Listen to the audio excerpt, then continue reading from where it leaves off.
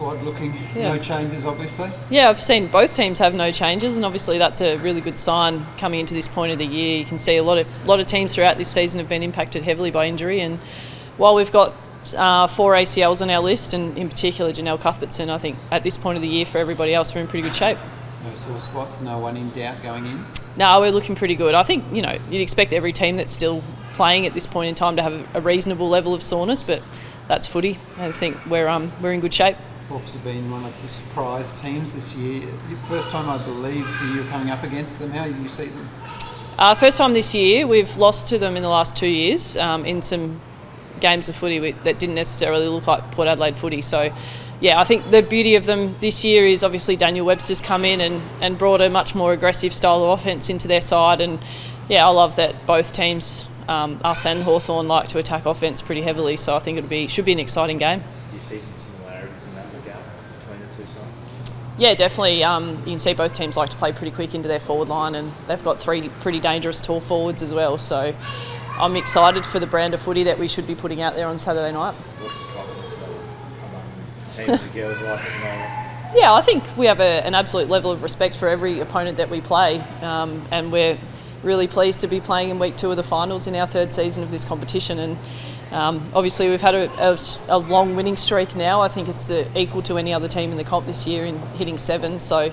there's some natural confidence in the group, but also an absolute level of humility and respect for the group that we're coming up against on Saturday in Hawthorn. Well, you timed this one beautifully. Is that as you could play, and has everything come together exactly right time? I think what we're seeing in our group is the more games we play, the better we get, and we've kind of always known that. And I'm starting to lose count because the number's growing, but I think we've played about 32 games as a team now, and that number matters the higher it gets. And we're starting to see some continuity in the group, and you'd expect that with Hawthorn as well. They're on the same level of expansion as us, and each game is so valuable in the sort of continuity you can build in your group.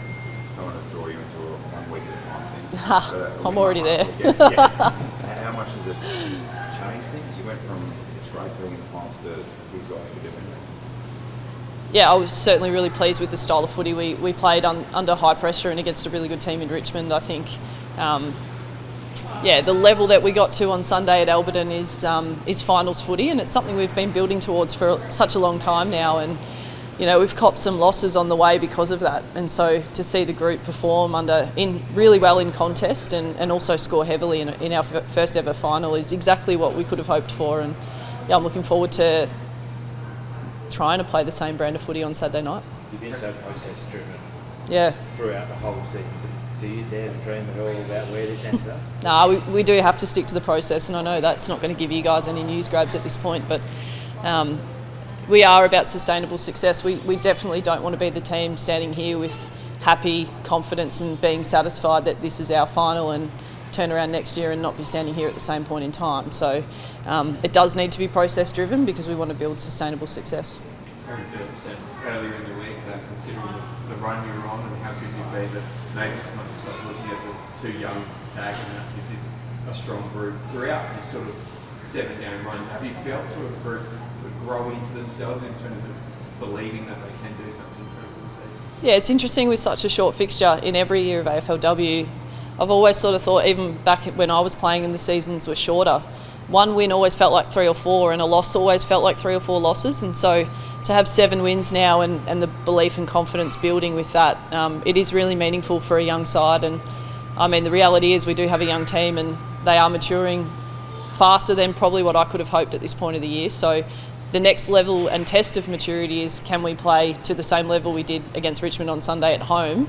Can we bring that level again against Hawthorn at Ikon Park on Saturday night? What's that math? Does that make a 21-game win rate? I'll let you worry about that.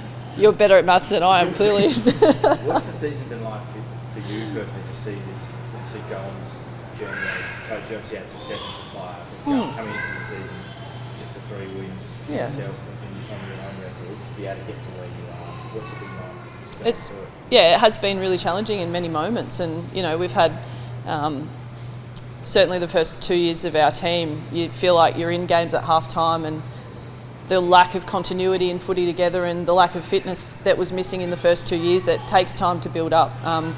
can become really frustrating, and if you allow that to take over, you don't get to this point. So I think I've had a lot of help and guidance from key people at the football club, particularly Chris Davies in helping me keep my eyes up and not just down on one loss or two losses in the previous 2 years, and really lifting my eyes into sustainable success. And that's why I can stand here really confidently and still talk about the process, because that's the most important part of what we're doing. Players get confidence from wins.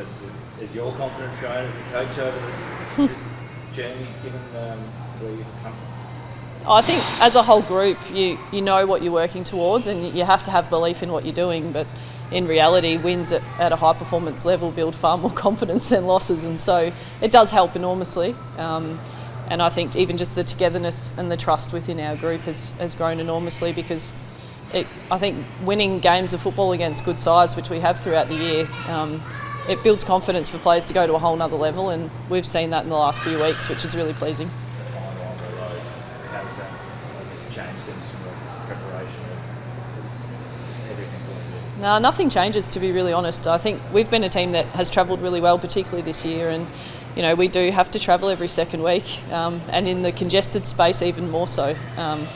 And so, no, the travel is actually something that we enjoy. The group really enjoys spending time together, and even as a coaching group, we have our little coffee routine in the morning of the game, and those are things that we look forward to. So, no, doesn't faze us at all that we travel for this game.